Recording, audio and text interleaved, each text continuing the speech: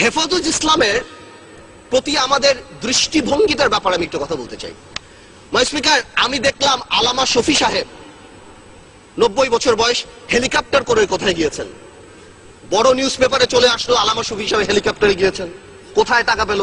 আমাদের তোফায়েল আহমেদ সাহেব গত 4 বছরে 40 বার ভোলাতে হেলিকপ্টারে গিয়েছেন। এই ব্যাপারে কিন্তু কেউ প্রশ্ন করলেন না। আমি মনে করি মাননীয় স্পিকার, আপনারা আমাকে একটু মাফ করবেন, আপনারা আমাদের ঐক্যতাও আমি একটু কথা বলে নিই। মাননীয় স্পিকার, গত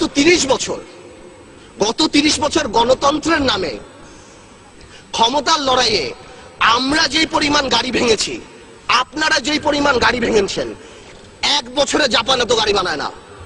যত সরকারি সম্পত্তি আমরা আপনারা নষ্ট করেছি, ওই দিয়ে 2টা পদ্মা ব্রিজ বানানো যেত। আমরা যদি বাংলাদেশ জিন্দাবাদ বলে গাড়ি ভাঙি, সেটা সহিংস আন্দোলন। আপনারা জয় বাংলা বলে গাড়ি ভাঙলে সহিংস আন্দোলন।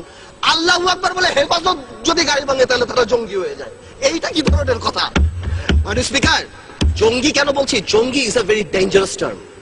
আমরা যখন এখানে লোকাল পলিটিক্সের জন্য জঙ্গি বলি, বিদেশে আমাদের ভাবমূর্তি সাংঘাতিক ভাবে নষ্ট হয়।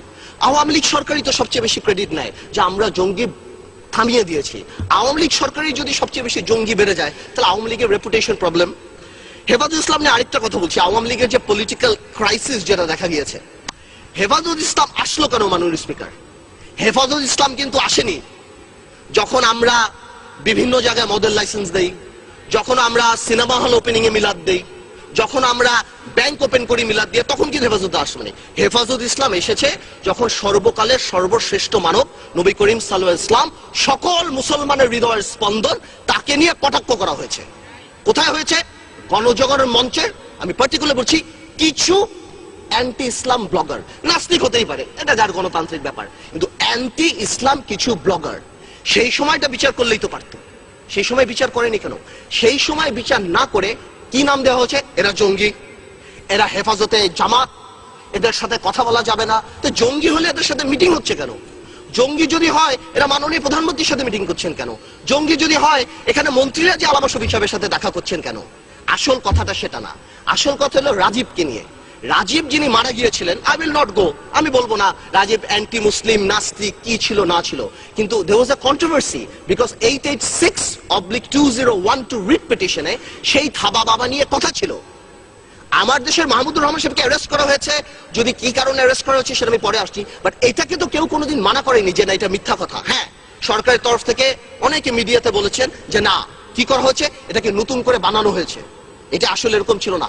আসলে ব্যাপারটা কি, যদি নতুন করেই বানানো হয়, থাবা বাবা যদি আসলে রাজীবের না হয়ে থাকে, তাহলে ওটা কেন সত্য হবে যে ওই 4 জন যারা মার্ডার করলো তারা ওই থাবা বাবা পরে রাজীবকে মার্ডার করলো? তার মানে থাবা বাবা আগেই ছিল। আওয়ামী লীগের টেকনিক্যাল প্রবলেম হয়ে গেছে। এই অ্যান্টি ইসলাম লোককে আওয়ামী লীগ এখানে শোক প্রস্তাব দিয়ে আওয়ামী লীগ জাতীয় বীর বানিয়েছে, এবং বাংলাদেশে যে নবী করিম সাল্লাল্লাহু আলাইহি ওয়াসাল্লামকে কটাক্ষ করে গেছে, তাকে এই পার্লামেন্টে জাতীয় বীরের মর্যাদা দিয়েছে। অ্যাজ ইফ মন্ত্রীরা শার্লক হোমস, কেউ মারা যাওয়ার 1 ঘন্টার মধ্যে যে মন্ত্রীরা বলে দিচ্ছে এটা এ মেরেছে, এটা ও মেরেছে।